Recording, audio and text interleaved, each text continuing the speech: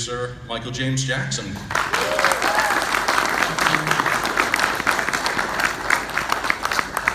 You know, Michael, I'd like to thank you for joining us in Indy to talk about your career and obviously some of the albums that you worked on with KISS. But the first question I always like to ask is about you. What led you into producing music as a career? In my case, it wasn't that I woke up one morning and decided I was going to be a record producer. It was, as a young guy, I started out and I took a job with Elektra Records as a stock boy, just because I needed a job and needed to kind of get into the workforce. And they had a studio there and a couple of really brilliant recording engineers. And after a while, they let me hang out in the back of the darkened control room and just watch.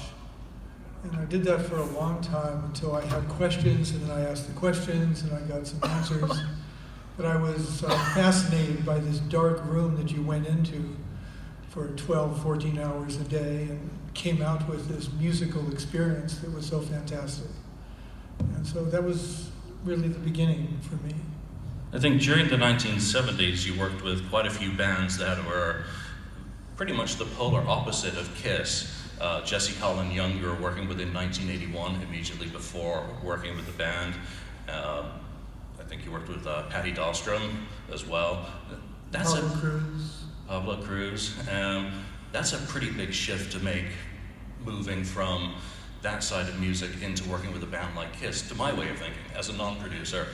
How did you get approached to work with KISS, and how was it explained to you that they wanted you to work with them at the time in 1982? It's a confluence of events that took place. Sometimes a series of events happen that you don't control. They just kind of happen to you. They stumble into each other and something happens. In this particular case, by the time that I met KISS, I had earned a reputation as being a song-oriented producer. And my attorney at the time represented Diana Ross. And Diana Ross's business manager was KISS's business manager. So this was right after The Elder, and it was clear that they needed somebody to come in and do something different. So even though I was quite different for them and they for me, there was something that occurred between us, a synchronicity of some kind, that we started working together and we developed a system and some protocols, and worked well. So worked very well. But it didn't come because they knew who I was, and it didn't come because I was yearning to make a KISS record. When I first met with Gene and Paul, particularly Gene in New York after a meeting at Bill Aucoin's office, Gene said, "You'll have to come over and hear my songs. I've got 42 songs for the album." And I said, thinking to myself, Bruce Springsteen doesn't have 42 songs. But Gene was convinced he did, so I went over there, and he played me his 42 songs. I took notes and took hours, and at the end of it, I looked at him and I said, "You know, you've got one song has a great verse feel, it's really great. Another song has a great chorus, and a third song is almost there. And the rest of the songs are the same song sideways.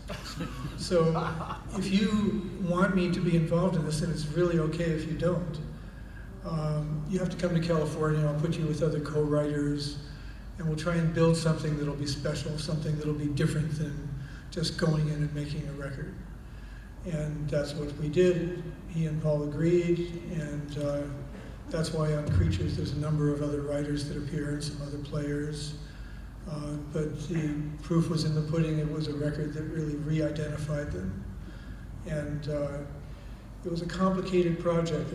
I loved bearing the responsibility from my end of it to make that particular record, because I knew that it was a juncture for them. It was a fork in the road. If they continued doing what they were doing without kind of upgrading it, it might be a problem. So it was a great experience and worked out well. I'm grateful to you guys. I'm grateful for the opportunity of meeting you, because I told Julian this, I think, on the phone. When you're in a studio, you're sitting behind a pane of glass and you're listening to music through big speakers, and everything sounds great, and you work it until you feel moved by it, and you have a certain conceit about it, that you think that you've done something good or you're part of something good. And so the record goes out into the world and reaches you guys. But for someone like me, one often doesn't have the experience of knowing the impact that record had, or what it meant to you, or the feeling that you have about it, or the judgment you have about it. So being here and being on the cruise last year introduced me to a lot of you and caused me to be very humbled by the fact that you had such incredible appreciation. And I'm really grateful for that, so thank you. That's really nice. Now, when you initially started working with the band, you worked on Kiss Killers. Right. Was that just going to be initially recording material for the phonogram compilation, or were you tasked with an album from the outset? It was a compilation record. It was only destined to be a compilation record. It was one of those contractual events that Kiss needed to have that record done to release in certain territories, as I recall. And so it was just for those 4 songs. Right. But we reconceived the whole project, and do you want me to put this up? We reconceived the whole project and got that done. And as we did that, we started talking about Creatures and what Creatures needed. It was a big responsibility with Creatures because Creatures needed to identify itself as different than the Elder, different than where the band had wound up. And everybody felt that the sense of a mission, and it was mission critical for everybody. So, yeah. If that answers the question. Oh, absolutely. And you mentioned bringing in external songwriters. How did you know Adam Mitchell, who became a pretty critically important co-writer in the 1980s for particularly Paul Stanley? Adam Mitchell had been a personal friend of mine. He was a Canadian songwriter and an artist. He had done a record on Warner Brothers, actually, solo record on Warner Brothers. Didn't do that well in terms of sales, but it really demonstrated his writing ability and his melodic sense. So when I introduced certain writers into the Kiss camp, they were all people that had a bit of a melodic sense that was very different than Kiss, but I figured that if there was a meeting in the middle, everybody would benefit. So yes, Adam made a serious contribution, and Adam is a very talented guy. Yeah. Absolutely. What about Bryan Adams and Jim Vallance, who submitted some songs that were eventually used on Creatures of the Night, specifically Rock and Roll Hell and War Machine? I had known Bryan too. Bryan and Jim lived in Vancouver, and I knew their manager well. And they were pretty obvious on the list because at that point in time, Bryan Adams' career was getting sorted out to be really aggressive about moving himself forward. And when I contacted people that I knew or that I respected about working with Kiss, it always initially seemed like an off-the-wall idea. But once they got into it, everybody loved doing it. Even Robin Ford, who played the solo on I Still Love You, he's just a superb blues player. And I remember Paul sitting in the studio looking at me and saying, he has incredible technique. Robin is a technician when he plays. But bringing in some other influences and some other versions of talent, I think really benefited everybody. Right. Steve Farris, I believe, from Mr. Mister was brought in to do the solos on a couple of songs. How did he come into the picture? Was that someone who you thought was right for a particular role or right for a particular song, to be more correct? Steve didn't come from me. Steve was Paul's idea. Okay. And Paul had a good intuitive sense about it. Steve's a really nice guy and really fine player, rhythmically and melodically both. And that's one question that I've been asked about Creatures by quite a few fans. And it's usually, why are there so many different guitarists on Creatures? You start working on Killers with Bob Kulick, who's here today, and then Vinnie Vincent comes into the picture, and you've got, again, people who are being brought in through various areas, Paul, for, as you mentioned, with Steve, to do stuff, and then other members of the band who are also doing guitar. How did that come about from your perspective? You mean in terms of the amount of people that were brought in? there was a bit of a fracture between the band's relationship with Ace at that time. And, the task was Creatures was going to get made and was going to have its own identity and was going to hopefully meet the fans' expectations. And in order to accomplish that at the time, there was very clearly a need to bring in some outside help. And maybe help is the wrong word because these people contributed really gladly. Seemed to work out pretty well because I still, to this day, this is 30 years later, people still come up and talk to me about Creatures and the impact that it had on them, and the drum sound, which is a whole separate story unto itself. But well, let's talk about that drum sound, because when people think Creatures, how many people think one of the greatest drum sounds on any Kiss album, period? I mean, it's absolutely incredible. Thank you. So I can tell you the technical part of it. Is that interesting? Yes. Okay. So one thing that I've always talked a lot about is this particular microphone, a Telefunken 251, which has got a very broad low-end range, which means that if you hit a drum, it's just not going to record the high end and the mid-range. It's going to capture this low-end curve, so it's going to make anything sound bigger. I also use it as a vocal microphone on Paul and also Gene, particularly on those records. So we mic'd the drums with these Telefunkens everywhere. We took Eric's drums and we tried them in one room, and it sounded too small. So we took the drums and moved them into a very open room and set them up and put mics everywhere, and then put a lot of ambient mics 10, 15, 20 feet away. So there were three things that were being recorded all the time. One was Eric hitting the drum. The second was the drum itself. And the third was the room that the drum was being hit in. And all three of those are actually instruments of their own. The other thing that I would mention also is that Eric Carr deserves a lot of credit because he had great passion for Kiss. Kiss was, as I knew him to be, the dream of his life, that he was a part of Kiss. And he played with such intention and conviction and passion. I mean, he did some things differently. I encouraged him to play with a click track, and he thought that that was not pure enough as a drummer, but after a while he kind of warmed up to it because it helped him. So then we recorded the drums and they sounded great.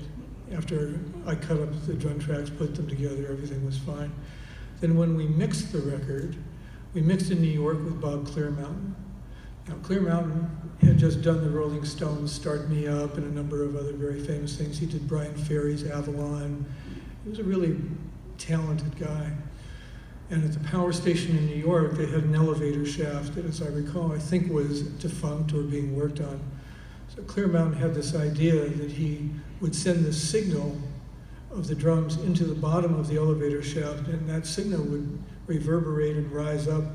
Then we'd have another microphone up here that would capture that ambience, which was significantly aggressive sounding. And then we took that sound and the sound that I had recorded, put those two things together, and you wind up with the drum sound on Creatures. The initiation for all of this usually is what the drums sound like on Led Zeppelin records, the early Zeppelin records. That particular sound, so many people have tried to emulate and copy, and they can't do it. Because once again, you have to be hitting the drum as John Bonham, which you can't do. If any one of us here hit a drum, everybody's drum hit would sound different. So in this particular case, these were the elements involved, and it was very clear that the drums were going to be a signature sound on the record, because the record was so important that this record had its own personality. And that's the story of the drum sound. And it's so rewarding because not many people get to have the experience of some of you guys coming up and seeing me and saying, you know, that drum sound was fucking amazing and so great. And I'm really grateful, really appreciate that. So that's the story of the drum sound. So you were brought back to work with the band again on Lick It Up. How did you approach that album differently than the predecessor? Was there a different mission, or was it a continuation of the mission that had started in the Elder fiasco? Wow, that's a good question. See, I think that we felt that Creatures pretty much solved any confusion that the Elder might have produced, in terms of the identity, in terms of the intent, in terms of the toughness, in terms of the spirit of the band. And because Creatures has had and has so much feel to it in the music, it was kind of, the mission felt like it was accomplished. By that time, at the end of doing Killers and Creatures, we had established certain protocols. There were certain ways that I cut tracks, just even sometimes with Eric playing with one rhythm guitar and a scratch vocal. Once we had the drum track all together and I put it together, then we go back and start building on the record. So by the time that we did look it up, we had some of these protocols in place, and we were in New York, and it was a different record and a different moment, but it wasn't a departure from where we were from Creatures. It was the next step. It felt like the logical next step, and the writing was great, and we moved forward. Well, let's talk just a little bit about the V factor. During Creatures, Vinnie is more of a session player, I think would that be a fair way to describe him at that time? And it's a fair way to describe him. Referring to him as the V factor is also a fair way to describe him. Yeah. Sorry, Vinnie. Yeah, sorry, Vinnie, too. Look, I saw some of the YouTube stuff of the last convention. I have great empathy for Vinnie. And anytime I get asked about Vinnie, I always say Vinnie is a genuinely very talented guy. And he is. His personality and Gene's and Paul's didn't exactly coalesce very well together. So they just kind of wore each other out is what happened. Didn't diminish the fact that Vinnie was really talented. But if Vinnie was doing a solo and Paul, who had a great ability to hear solos in his head, wanted to change that solo and have it be more like what he was hearing, then he would go through that. But Vinnie, it was hard for Vinnie to set himself aside and do what was best for the band's record at certain moments. Other times, he contributed because he's naturally gifted. I take nothing away from Vinnie Vincent. I think I really wish him well. Yeah, absolutely, very talented. Before we go to some questions from the audience, I would like to ask you one question about Animalize. You were brought back again to work with the band on that. Was Vinnie gone from the picture by the time that you started pre-production with the band? You only did the drum tracks with Kiss for Animalize, I believe. Right. But was Vinnie gone and Mark St. John already a part of the picture, as far as you're aware, obviously working with Eric? As far as I'm aware, and we're talking prehistoric times, this was a really long time ago, Vinnie was still there. Now, I started the record, and unfortunately I had other commitments, and the band needed to proceed with their existing timeline. But I wouldn't leave them without doing the drum tracks and making sure that the drum tracks were very together and properly done. Once that was done, unfortunately, I had to leave and do the other things that I did. And that's kind of how that happened. But as I recall, 300 years ago, Vinnie was still there, still a part of it, but I think that there were a lot of rough edges that had developed in the relationship with Gene and Paul. And I have a more melodic background anyway, so I could relate to Vinnie's ability to do that. There were certain places where he really contributed that and it really worked. There were other places where it went against what Gene and Paul really felt Kiss was about. So a lot of negotiation and some not so successful negotiations in that regard. I think also when it comes to the Kiss guitars, do you ever remember being in the studio with Ace Frehley? I do, and as I recall, however strong that recollection is, we flew to New York and recorded Ace in New York at Electric Lady, doing some rhythm stuff on one or two songs that were part of Killers. It wasn't Creatures. Right. So he's probably somewhere on Killers, Yes. would be fair to say? Would be fair to say. How about that, guys? Phil, let's do some questions from the audience, if you would, please. Gentleman up here at the front next to Mike. Just down here to the... Go ahead. Between Creatures and Lick It Up, you as a producer, what would you think is the highlight that the group came together and really blossomed and surprised you with a song that they pulled off on Creatures and a song that they pulled off on Lick It Up? Something that you thought, I don't know if you can get it, but you really worked with them and they really put it together and just the frequencies all came together and just blossomed. You know, it's hard for me to really discriminate about that because in each track, there's a certain moment that happens where everything does coalesce. Or, you know, one time I was asked about Paul's vocal on Exciter and how did that happen because it sounds different. And I tried to explain, you go into a studio and you have it set in your mind what's going to take place, how you're going to help it take place, and then ensure that it's going to take place. And none of that happens, you know, because we're human beings. So the person who's singing, all of a sudden, they don't sound in this particular vocal the way that they did. It's hard for me. I mean, I love Lick It Up. I love Creatures of the Night. I love War Machine. When I was on the cruise, we were walking down the hallway, and they've got Kiss playing out of the speakers in the ceiling in the cruise. There's a War Machine coming out of the speaker that's 5 inches in diameter. It sounded amazing. And I thought, you know, I'm so proud to have been associated with this. So it's difficult for me because each one of those songs was a separate, interesting challenge. And of course, as you're almost even suggesting, Lick It Up was kind of a different state of mind that Creatures had been. Creatures was so immersed with this mission to make the band's statement or restate that statement. Lick It Up was like, okay, now we're going to take the makeup off. That was a big card for them to play. And they, I think that the record came out great. I mean, that's hard for me to really say I like this wife better than the other wife, kind of. Let's go with it. Another question, please.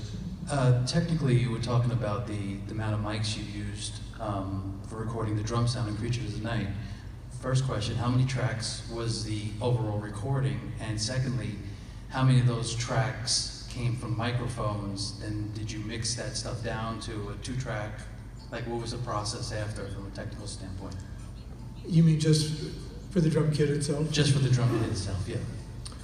Okay, so for the drum kit, I had 2 overheads and a hi-hat mic and a snare mic and a bass drum mic, and then 2 more mics on each one of the floor toms. And then I had 4 other mics spaced, not equidistant, but spaced at different lengths away from the drums and different heights. Depending on the material of the room, if the room had a reflective plaster, you could go up towards the ceiling and you could capture some of that bounce off the plaster or some of the bounce off the walls. If there was a carpet or a rug in front of the bass drum, you had to pay attention because Gene wanted to always hear the air coming out of the bass drum when it was kicked. That's because he always felt that was a part of Zeppelin's sound. You could hear John Bonham's foot. You know, so eventually he felt, and we all kind of agreed, yeah, we kind of hear that, but it's such a mysterious, ethereal thing. I'm not sure that only Gene could hear it. But there were a lot of microphones involved, for sure. They were never mixed down to a 2-track. We operated all the time starting with a 24-track, and then it became a 48-track. You know? And I fortunately had great engineers, and I had guys with me, and I had learned a great deal about engineering myself and mixing, but I had great people around me, a great support system. So we had no problem managing 36 tracks. You know? But those were the days when it was the Wild West. Those were the days when it was analog. Those were the days when you could, you know, you could go in and you could cut 2 pieces of tape together because you wanted to feel it wouldn't necessarily be Pro Tools that you were going to do it, and you could do it quite so clinically, you know, with the temptation of hitting the auto-tune button so often. I think that these days sometimes something is lost with that. There's a great thing that happens when you hear a singer reaching for a note, and something about that reaching evokes a feeling in you, and then they are inside that note. There's a difference between somebody who's singing at a song or singing from inside it, coming out. And I think at times I wonder if the technical world has taken away some of that humanity from the, not just the recording process, but the end result. Agreed. Does that make sense? Yeah, there's more of an art form actually doing the editing. Now, it's, like you said, computer, you could just copy, paste, and you had to be more, accurate in what you did. You had to be accurate, but you actually, when you would go, because I did a lot of cutting myself, I learned over the years. There were guys at Capitol Records when I first started out who wore white lab coats, and hanging off the belt loop with a piece of ribbon was a pair of child's scissors. And when you'd have to do some editing, the engineer would call the editing department. And one of these guys would come down the hallway and would come into the studio, and you'd say, okay, I want to keep this verse from this take, but I want to replace the chorus from this take. And so the guy would jostle the reels and so forth, as you do, to try to find the place to cut. And then he'd pinch it, and he'd take his little scissors and he'd cut it. And you'd be horrified because you just thought he just destroyed some really valuable thing. And he'd scroll down to where the next mark was, and he'd do, and it was always perfect. These guys were they were amazing. But they were the technicians that preceded the technicians that I worked with, that preceded the technicians that are there today. Yeah, I have a lot of questions about, well, auto-tune is an amazing thing. What do you lose? What do you lose in doing that? There's an analogy that's probably, I don't even know if it's interesting or not, but Kelly Slater is a famous surfer. And he's part of a group that built this place in California where they have the perfect wave. Wave never fails, perfect size, perfect tube, so forth. He and his friends, they just can't wait to go surf this thing. I read this article where the guy was saying, but when you're sitting on your board in the water, there's some chop and the wave's not perfect and you gotta work harder for it. There's a different experience going on. And there's something more human about having to try for something, see how close to that mark you can get. And I tend to believe in that a lot. And I think that's, we've got our next guest on deck here. I had one more question if I could get over here. Sure. Yeah. He's been waiting. Thanks. It's always been considered that I've read one of the first heavy metal rap songs in All Hell's Breaking Loose. What was your first reaction when they came out with that song?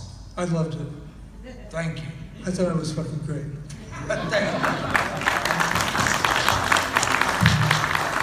Thank you all for your time and the great questions at the end there. Appreciate it. And to Michael James Jackson, thank you very much.